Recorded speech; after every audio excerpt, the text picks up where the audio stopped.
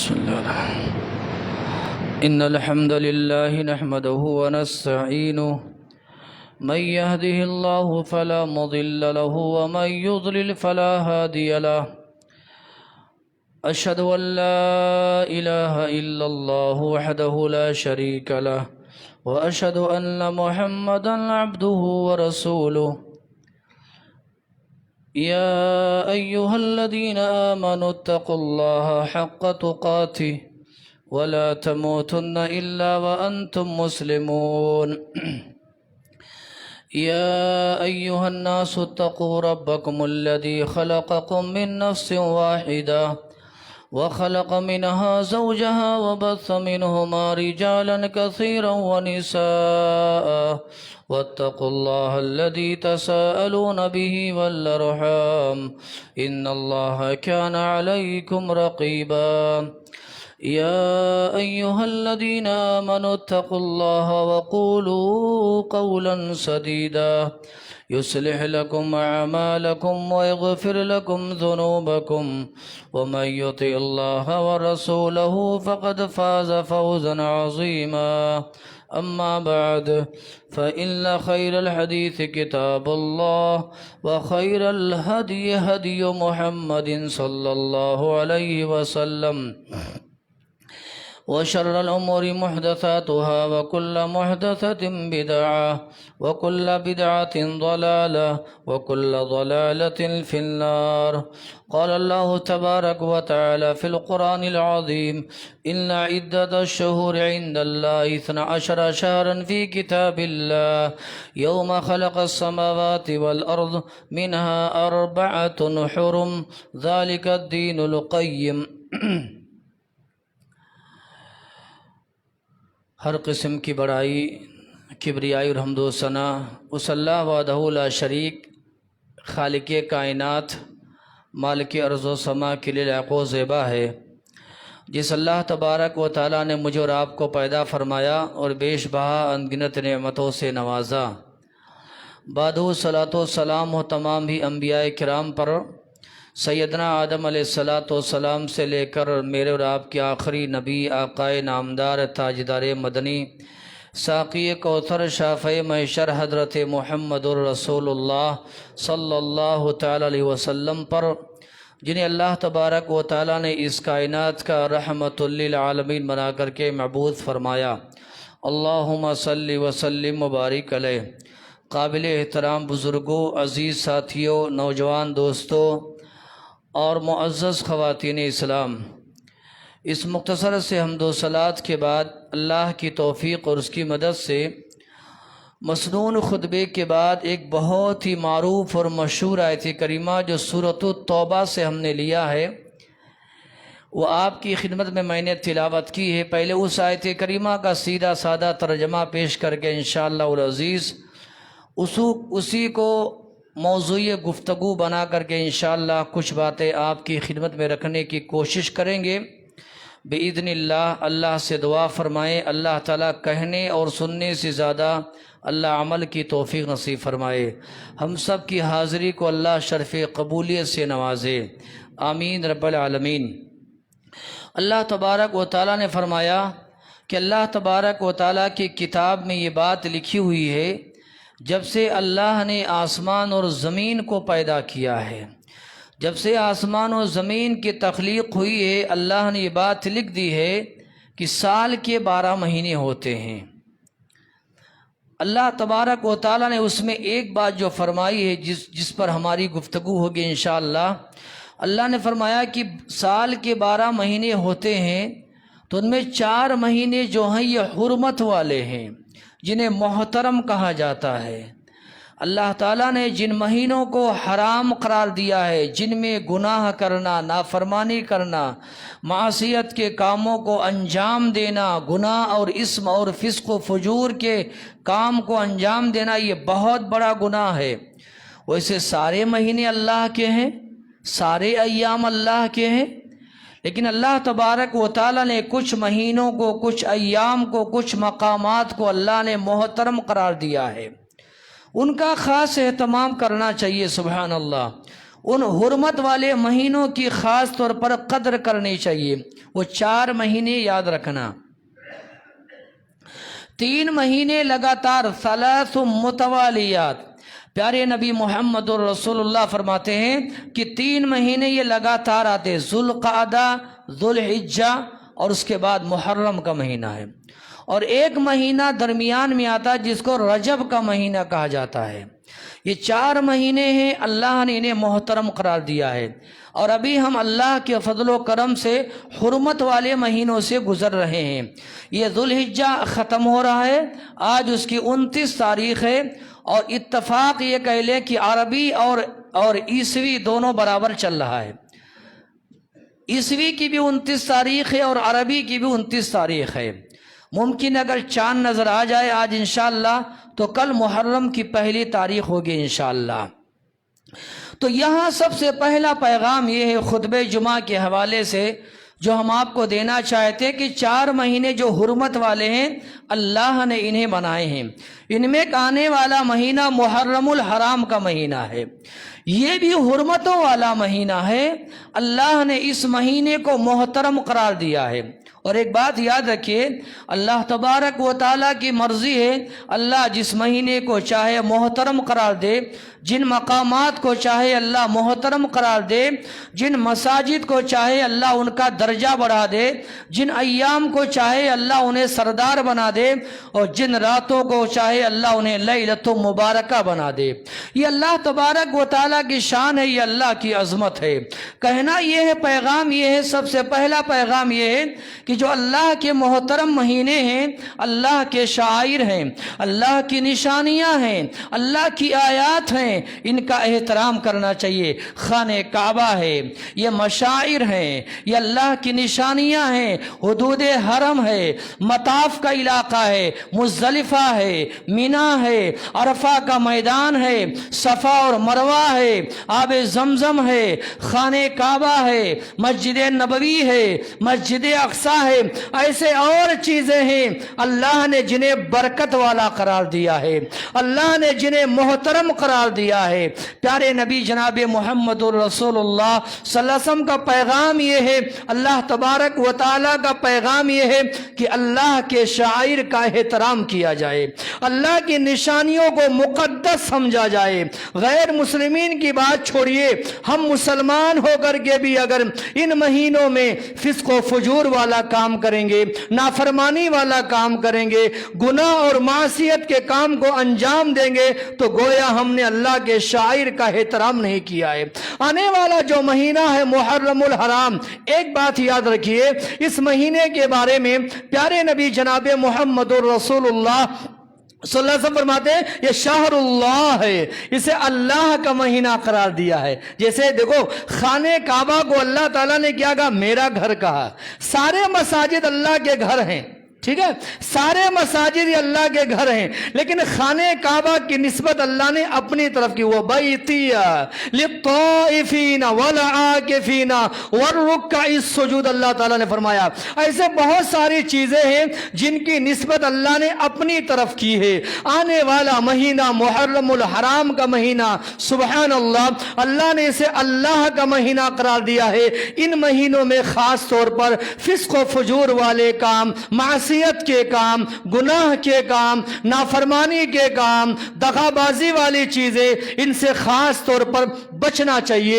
اللہ سے مل کر کے دعا فرمائیں، اللہ تبارک و تعالی ان محترم مہینوں کی اللہ قدر اور ان کی اہمیت کو سمجھنے کی اللہ توفیق نصیب فرمائے۔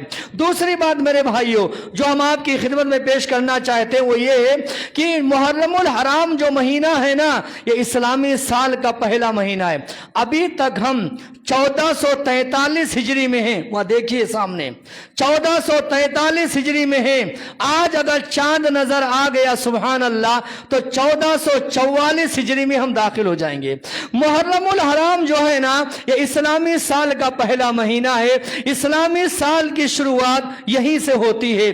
آئیے مل کر کے اللہ کی بارگاہ میں اللہ سے دعا فرماتے ہیں کہ اللہ آنے والا جو سال ہے اللہ یہ پورے اسلام کے لیے، عالم اسلام کے لیے سارے مسلمانوں کے لیے اللہ رحمتوں والا بنا، اللہ برکتوں والا بنا، اللہ مغفرت والا بنا، اللہ عافیت والا بنا، اور اللہ اس پورے سال کو جو آنے والا سال ہے اللہ تبارک و تعالی عالم اسلام کے حق میں اللہ مفید بنا۔ یہی وجہ ہے پیارے نبی محمد رسول اللہ صلی اللہ علیہ وسلم کے بارے میں آتا ہے چاند دیکھنے کا بڑا اہتمام فرماتے تھے۔ ہر مہینے کی جو پہلی چاند ہوتی تھی نا آپ دیکھنے کی کوشش کرتے تھے، اور چاند نظر آ جاتا تھا یہ دعا پڑھتے تھے اللہم اہلہ علینا بالامن والایمان والسلامت والاسلام ربی وربک اللہ۔ اس دعا کا ترجمہ پڑھنے کے لیے وقت نہیں ہے۔ پیارے نبی جناب محمد رسول اللہ صلی اللہ علیہ وسلم سبحان اللہ یہ ہر چاند جب نظر آتا تھا اس دعا کے ذریعے سے اس چاند کا استقبال فرماتے تھے۔ دوسری بات یہ ہے ہمارا جو کیلنڈر ہے نا اسلامی کیلنڈر ہے وہ محرم الحرام سے شروع ہوتا ہے۔ دنیا میں جتنے بھی مذاہب ہیں، ادیان ہیں، فرق ہیں، جو چلنے والے ہیں، عمل کرنے والے ہیں، سب کا اپنا اپنا تقویم ہے، اپنا اپنا کیلنڈر ہے۔ سن عیسوی ہے، ہندوازم کا ہے، اسی طریقے سے بدھزم کا ہے، فارسیوں کا ہے، ایرانیوں کا ہے، یہودیوں کا ہے، سب کا اپنا اپنا کیلنڈر ہے، سب کا اپنا اپنا تقویم ہے، سب اپنے کیلنڈر پر عمل کرتے ہیں۔ جانتے ہیں یہ ہمارے اسلام میں اس کی شروعات کب سے ہوئی ہے؟ پیارے نبی جناب محمد رسول اللہ صلی اللہ علیہ وسلم جب تک زندہ تھے اس کی کوئی ضرورت نہیں تھی۔ صدیق اکبر کا زمانہ آیا، معاملہ یوں ہی چلتا رہا۔ اصل میں عرب میں ایک ماحول تھا، جانتے ہیں کیا؟ عرب میں یاد کرنے کا حافظہ عرب کے لوگوں کا بہت تیز رہتا تھا، بہت ساری چیزیں نسل در نسل وہ یاد رکھتے تھے۔ لکھنے کا پڑھنے کا رواج عرب میں بہت کم تھا۔ آج بھی جانتے ہیں اپنے دماغ پر، اپنے ذہن پر، اپنے میموری پر عربوں کو بڑا ناز ہے، بڑا ناز ہے ان کو۔ وہ یاد کرنے کی کیپیسٹی ان کے پاس زیادہ ہے، اور ہمارے پاس لکھنے کی اور کمپیوٹر میں محفوظ کرنے کی ہمارے یہاں یہ چیز زیادہ ہے۔ لیکن عربوں میں جانتے ہیں لکھنے پڑھنے کا سسٹم کم تھا، انگلیوں پر گنتے تھے، چاند دیکھ کر کے بتاتے تھے آج چاند کی کون سی تاریخ ہے، ہم نہیں بتا پائیں گے۔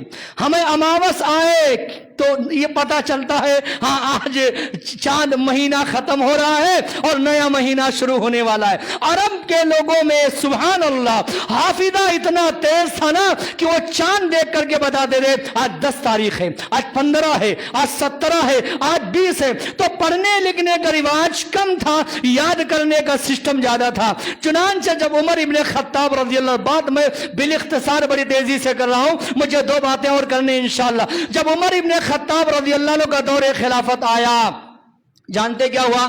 یہ جب اپنے گورنروں کو خطوط لکھتے تھے، خاص طور پر کوفہ کے جو گورنر تھے حضرت ابو موسیٰ اشعری تھے۔ غور سے ان باتوں کو سننا، بہت ساری باتیں ہیں جو سمجھنے کے لائق ہے، یاد کرنے کے لائق ہے، اور عمل کرنے کی بھی چیزیں ہیں۔ اللہ سے دعا فرمائے اللہ تعالیٰ کہنے اور سننے سے زیادہ اللہ عمل کی توفیق نصیب فرمائے۔ درمیان میں تھوڑا اگر جگہ خالی ہے تو آپ بھائی لوگ آگے آ جائیں، پیچھے سے اشارہ ہوتے رہتا ہے۔ دعا کریں اللہ تبارک و تعالیٰ کئی اور مساجد کا اللہ انتظام فرمائے۔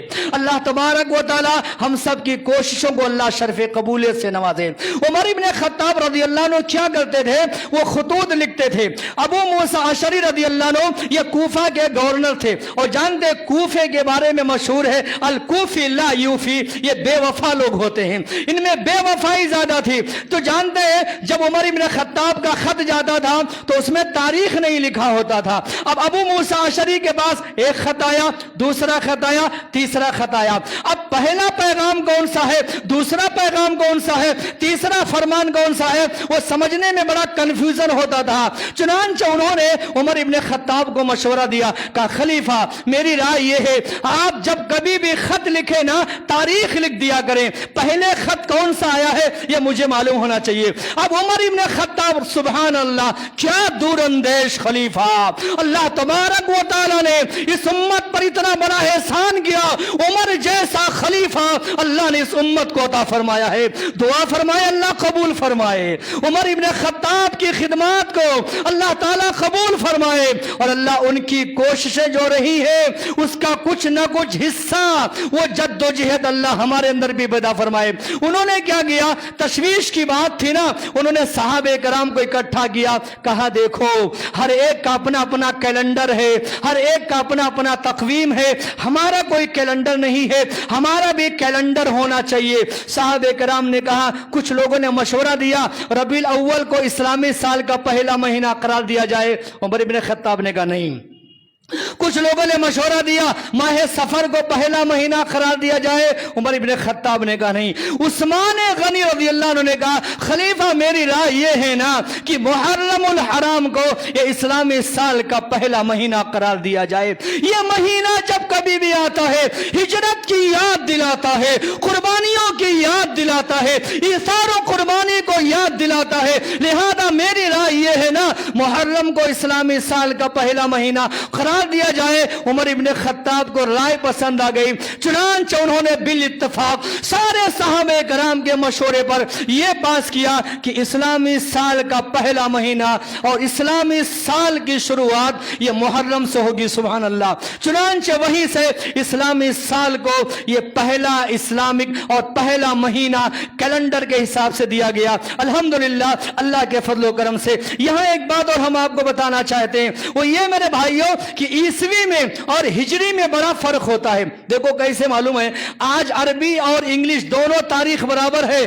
کل عربی آگے ہو جائے گا، انگلش پیچھے ہو جائے گا۔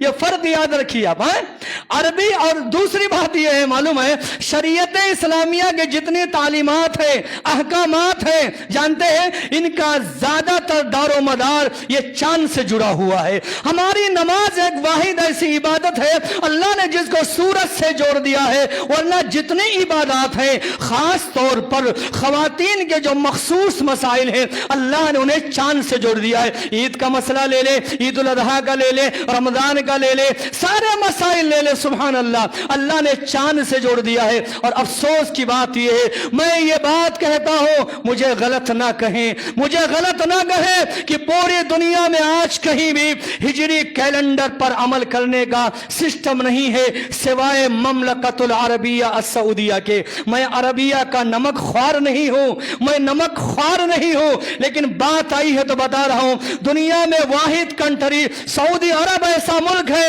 جہاں پر اسلامک ہجری کیلنڈر کا سسٹم ہے۔ وہاں کے تعطیلات، وہاں کی چھٹیاں، وہاں کی تنخواہیں، وہاں کے سارے پروگرام الحمدللہ ہجری کیلنڈر کے حساب سے ہوتے ہیں۔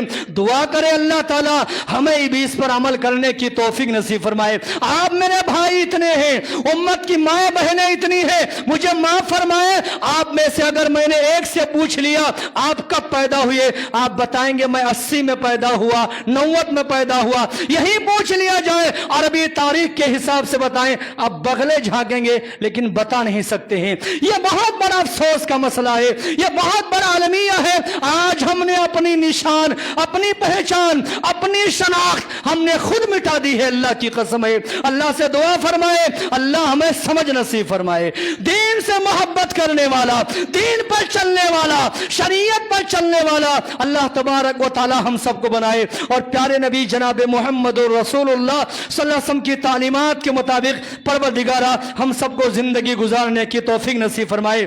دوسرا جو پیغام ہے اور باتیں ہیں انشاءاللہ وہ میں آئندہ جمعہ رکھوں گا، چونکہ محرم الحرام کا مہینہ شروع ہوا ہے تو بہت ساری باتیں آئیں گی انشاءاللہ، لیکن ایک دوسرا پیغام لے کر کے جائیے خطبہ جمعہ کے حوالے سے، وہ یہ ہے جب کبھی بھی نیا سال آئے نا، چاہے وہ اسلامی سال آئے، ہم تو اسلامی سال کی بات کر رہے ہیں نا، ہم مسلمان ہیں نا، ہم کلمہ پڑھنے والے ہیں، ہم نبی کے پیچھے چلنے والے ہیں، ہم نبی کے فالوور ہیں، ہمیں ہر جگہ نبی کی تعلیمات نظر آتی ہے، سبحان اللہ، نبی کے پیغامات نظر آتے ہیں، سبحان اللہ۔ ہمارا دوسرا پیغام یہ ہے خطبہ جمعہ کے حوالے سے کہ جب کبھی بھی نیا سال آئے نا، یہ ہمیں آخرت کی یاد دلاتا ہے، ہمیں آخرت کی یاد دلاتا ہے۔ جانتے ہیں کیسے؟ سبحان اللہ، انجان اور غافل انسان یہ نئے سال کی خوشیاں مناتا ہے، اس کو یہ پتا نہیں ہے اس کی عمر عزیز کا 1 سال کم ہو گیا ہے، اس کی عمر عزیز کا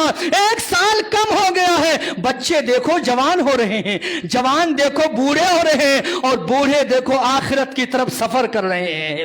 یہ آنے والا نیا سال چاہے کل چاند نظر آئے یا پرسوں نظر آئے، یہ آنے والا نیا سال جو اسلامی سال ہے یہ ہمیں آخرت کی یاد دلاتا ہے میرے بھائیوں کہ مجھے اور آپ کو اپنا حساب و کتاب لینا ہے۔ پچھلے سال ہم نے کیا کیا، کتنی نمازیں چھوڑی، رمضان کے کتنے روزے رکھے، اب تک ہم نے قضا کیے یا نہیں کیے، ہم نے کتنی صلہ رحمی کی ہے، ہم نے خیر کے کام کتنے کیے ہیں۔ ہر آنے والا نیا سال یہ محاسبہ کی دعوت دیتا ہے، اپنے نفس کا محاسبہ کیجئے۔ کیا فرماتے ہیں ہماری شریعت، کیا کہتی ہے؟ حاسبو قبل ان تحاسبو، تمہیں حشر کے میدان میں کھڑا کیا جائے اس سے پہلے اپنا حساب و کتاب لے لو۔ سبحان اللہ، یہ ہماری شریعت کہتی ہے میرے بھائیوں۔ ایک بات بتاؤں میں آپ کو، امام حسن بصری، ذرا نام یاد رکھنا، نہیں بھولنا ان کو، زندگی میں نہیں بھولنا۔ امام حسن بصری رحمت اللہ علیہ، ان کے بارے میں آتا ہے ایک شخص ان کے سامنے آیا، بہت بڑے امام ہے جناب یہ، ایک شخص ان کے سامنے آیا، السلام علیکم شیخ، بیٹھ گیا، بٹھا لیے۔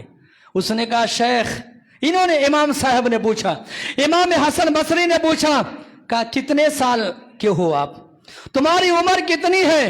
اس نے کہا 60 سال کا ہوں۔ کتنے؟ 60 سال کا ہوں۔ امام حسن بصری نے کہا جانتے ہو 60 سال کا مطلب یہ ہے کہ تم 60 سال سے اللہ کی طرف سفر کر رہے ہو، قبر کی طرف سفر کر رہے ہو، میدان محشر کی طرف سفر کر رہے ہو، جنت یا جہنم کی طرف سفر کر رہے ہو۔ 60 سال سے تمہارا یہ سفر جاری ہے اور نہ جانے کہاں تمہارا یہ سفر مکمل ہو جائے۔ پریشان ہو گیا وہ، غمگین ہو گیا وہ، رونے لگا، کہا کیا کروں اب، کہا کیا کروں، نجات کی راہ کیا ہے؟ کہا ایک راستہ باقی بچا ہے۔ کہا راستہ یہ ہے کہ تمہاری جتنی زندگی باقی بچی ہے بندگی میں لگا لو۔ سبحان اللہ، یہ زندگی لگا لو بندگی میں، اسی میں تمہاری کامیابی ہے، کامیابی اسی میں ہے۔ ہر آنے والا نیا سال یہ ہمیں آخرت کی یاد دلاتا ہے۔ جیسے مہینے گزر رہے ہیں، مجھے بھی گزر جانا ہے، آپ کو بھی گزر جانا ہے، یہ سال گزر رہے ہیں، یہ گزر جائیں گے، مجھے اور آپ کو بھی گزر جانا ہے۔ اس لیے میرے بھائیوں، یہ جشن منانے کا ماحول، خوشیاں منانے کا ماحول نہیں ہے۔ جب کبھی بھی نیا سال آئے ہمیشہ آخرت کی یاد کرنا، سبحان اللہ، کہ میں اور آپ اللہ تبارک و تعالیٰ کے پاس جانے والے ہیں اور اللہ سے ملاقات کرنے والے ہیں۔ اور تیسری اور آخری بات کہہ کر کے انشاءاللہ میں خطبہ جمعہ کو سمیٹ رہا ہوں، اللہ سے مل کر کے دعا کریں گے کہ اللہ تبارک و تعالیٰ ہم سب کو اللہ جمعہ کا حقیقی ثواب اللہ نصیب فرمائے۔ جمعہ کے دن جو فضائل ہیں، برکات ہیں، اللہ تعالیٰ وہ ہم تمام مسلمانوں کو نصیب فرمائے۔ تیسرا پیغام میرے بھائیوں یہ ہے، صاف اور سیدھے طور پر جو ہم کہنا چاہیں گے کہ جب کبھی بھی محرم الحرام کا مہینہ آئے نا، مسلمانوں کو ہمت سے کام لینی چاہیے، مسلمانوں میں عزم و استقلال آنا چاہیے، مسلمانوں میں صبر و استقامت آنی چاہیے، مسلمانوں میں بہادری آنی چاہیے، مسلمانوں میں اللہ سے جو امید ہے، اللہ سے جو رابطہ ہے، اللہ سے جو واسطہ ہے، یہ مسلمانوں کا مضبوط ہونا چاہیے۔ اللہ سے مسلمانوں کا رشتہ یہ مضبوط ہونا چاہیے۔ جب کبھی بھی محرم کا مہینہ آئے، کیوں جانتے ہیں؟ یہی وہ مہینہ ہے، سبحان اللہ، آئندہ جمعہ میں بھی تفصیل گفتگو کروں گا، آج میں اشارہ کر رہا ہوں، یہی وہ مہینہ ہے سبحان اللہ جس میں اللہ تبارک و تعالیٰ نے دنیا کے سب سے بڑے ظالم، دنیا کے سب سے بڑے مغرور، دنیا کے سب سے بڑے متکبر انسان کو اللہ نے کچل ڈالا تھا، وہ یہی مہینہ تھا۔ جانتے ہیں دنیا کا سب سے بڑا متکبر کون تھا؟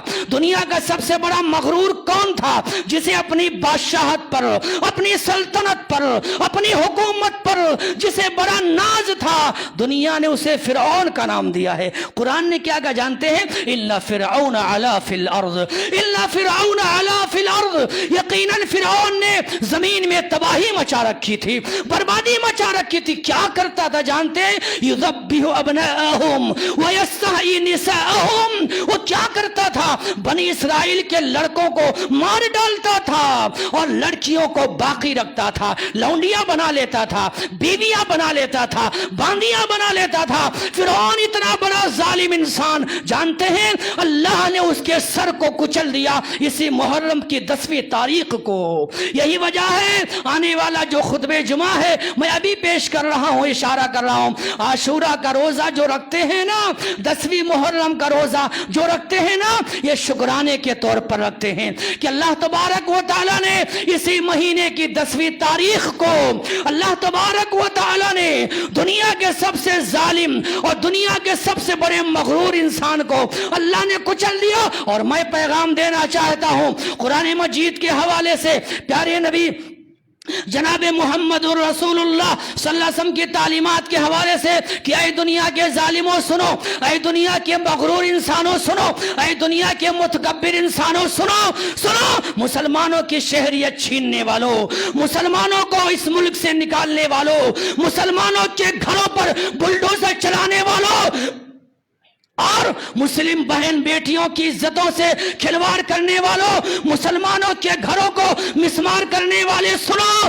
تمہاری کیا حیثیت ہے, تمہاری کیا طاقت ہے. تم فرعون سے بڑے نہیں ہو, تم فرعون سے بڑے طاقتور نہیں ہو. اس کی فوجیں, اس کا لاؤ لشکر, اس کی سلطنت, اس کی حکومت کے مقابلے میں تمہاری کوئی حیثیت نہیں ہے. اللہ تبارک و تعالی نے 10ویں محرم کو اس کے سر کو کچل دیا, پیغام یہ دیا دنیا کے جتنے ظالم ہیں یہ زیادہ اچھلے نا, انہیں ہم کچل ڈالیں گے جیسے فرعون کو ہم نے کچل دیا. انشاءاللہ دعا کریں اللہ, ہم بد دعا ہم نے کبھی نہیں کی ہے, ہم یہی دعا کریں گے اے اللہ فرعون کی زندگی کو سامنے رکھ کر کے ظالموں کو اللہ عبرت لینے کی اللہ توفیق نصیب فرمائے, ظالموں کے ہوش کے ناخن لینے کی اللہ توفیق نصیب فرمائے. اللہ نے پیغام دیا ہے, اس لیے مسلمانوں گھبرانا نہیں, ہمت نہیں ہارنا, مایوس نہیں ہونا, جد و جہد کرنا, کوشش کرنا اور یاد رکھنا جیسے فرعون کے سر غرور کو اللہ نے کچل دیا ہے, ایک وقت ایسا آئے گا جب ظالموں کو اللہ تبارک و تعالیٰ کچل دے گا انشاءاللہ تبارک و تعالیٰ. اس لیے کسی کا حق نہ مارو, کسی کو ستاؤ مت, بے ایمانی مت کرو, کسی کی جائیداد پر ناجائز قبضہ نہ کرو, کسی کی غیبت نہ کرو, کسی کی چغلی نہ کرو, کسی کی پیٹھ پیچھے برائی نہ کرو. اللہ یہ دیکھ رہا ہے, ظالم فرعون کو کچل دیا ہے, مجھے اور آپ کو کچلنے میں کوئی دیر نہیں لگے گی. اس لیے توبہ کریں, گناہوں سے معافی مانگیں, استغفار کریں, شریعت اور نیکی کی راہ پر چلیں, اللہ سے مل کر کے دعا فرمائیں. اللہ تعالیٰ کہنے اور سننے سے زیادہ اللہ عمل کی توفیق نصیب فرمائے. یہ جو مایوسی کی لہر مسلمانوں میں دوڑ گئی ہے, اللہ سے امید مضبوط اور اللہ سے تعلق مضبوط ہو جائے, اللہ ہمیں اس کی توفیق نصیب فرمائے. اللہ تبارک و تعالیٰ نے فرعون کے لاش کو باقی رکھتے ہوئے نشان عبرت بنا دیا. قیامت تک آنے والی نسلیں اس کی لاش کو دیکھ کر کے عبرت حاصل کریں گی. اللہ سے مل کر کے دعا فرمائیں. اللہ تعالیٰ کہنے اور سننے سے زیادہ اللہ عمل کی